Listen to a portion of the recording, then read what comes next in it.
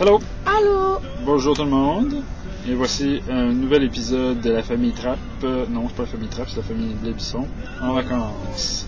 Alors aujourd'hui, jour 33, Chicago. Nous sommes le 23 juillet, mercredi. 33. Ouais.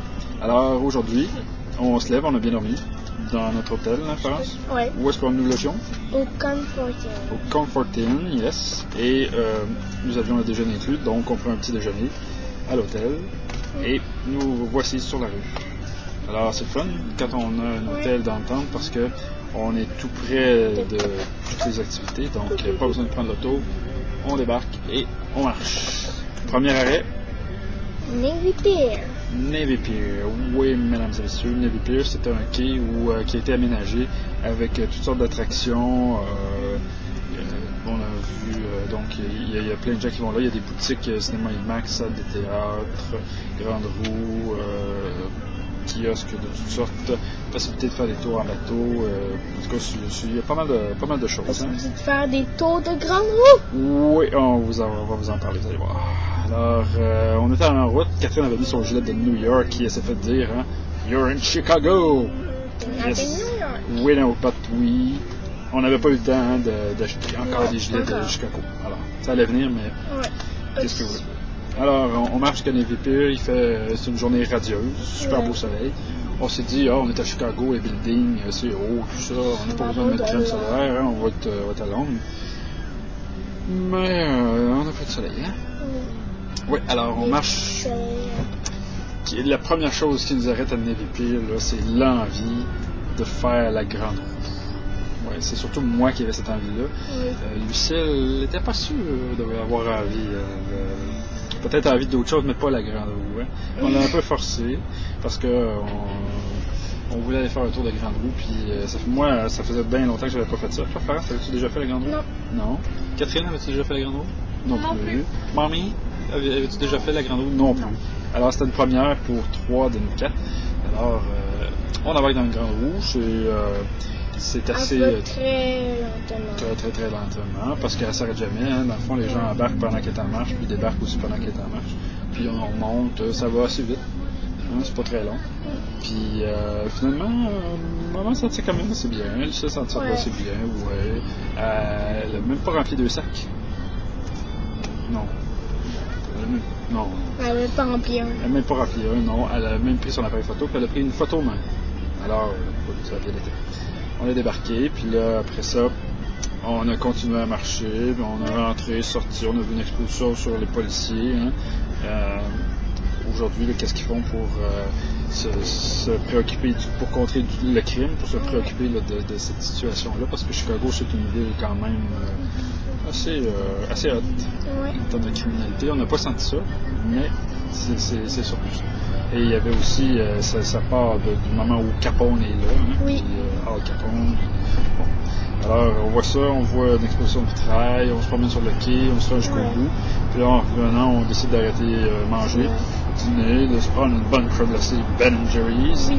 Et Florence, t'as pris quelle saveur, toi? Moi, j'ai pris Choco Brownies. Choco Brownies. Puis, c'était-tu assez choco?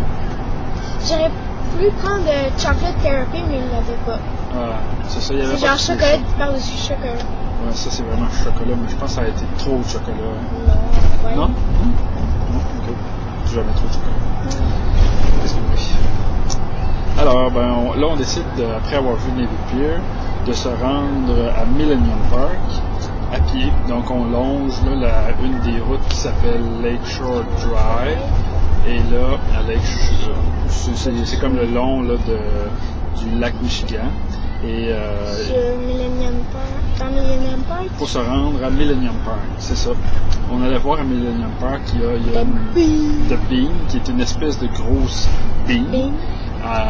Chromée. Donc, et là, on peut se voir dans la bean, on peut se voir par en dessous, on peut se voir sur le côté. C'est une attraction à Chicago, c'est vraiment un monument là, que les gens disent. Pas un monument, mais. C'est une forme de monument. C'est juste une gigabine que tu peux te mettre en dessous. Pas confondre avec gigabit, qui est plutôt un terme informatique. Là. C'est une gigabine. Ouais. Je sais pas s'il y a des terabines ou des. Kilo Bean. On le saura plus tard. Ok. Alors, on est là, donc on se met à l'ombre un peu en dessous de la bine, puis on se voit un peu la bine aussi. Hein. Oui. Puis on fait des photos, on se fait prendre en photo. Puis là, on se dirige juste à côté, il y a quelque chose d'assez étonnant, c'est les fontaines. Donc c'est comme des murs, hein. C'est comme qui ont peut-être une vingtaine de pieds de haut, 20-30 pieds de haut.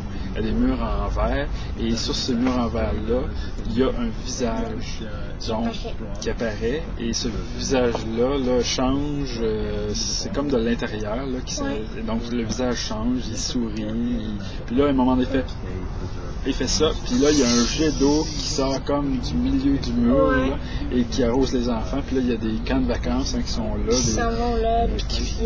qui se baignent là, tout autour du mur, puis qui se font arroser par le jet, puis se couchent ensuite sur le par terre là, pour se sécher, puis ils recommencent. Hein? Ouais. C'est super hot. Ouais. Franchement, là, c'est vraiment... Si j'aurais mon maillot, je serais allé me pitcher. Ouais, on s'est mouillé quand même les cheveux, puis on s'est mouillé un peu, puis s'est rafraîchi. Ouais. Après ça, on se dirigeait donc on voulait aller voir le Chicago Mercantile Exchange et on a marché donc pour se rendre jusque-là. Et puis quand on était arrivé, ben là, le muséum était fermé. Puis là, les transactions allaient se terminer dans une quinzaine de minutes. Puis là, ça prenait un rendez-vous d'avance. Puis là, blablabla. Donc, déception, on n'a pas pu rentrer pour aller voir ça parce que ça nous intéressait quand même de voir cet aspect-là de Chicago qui était la finance, les dollars, l'argent, Donaldo, l'argent. Ok.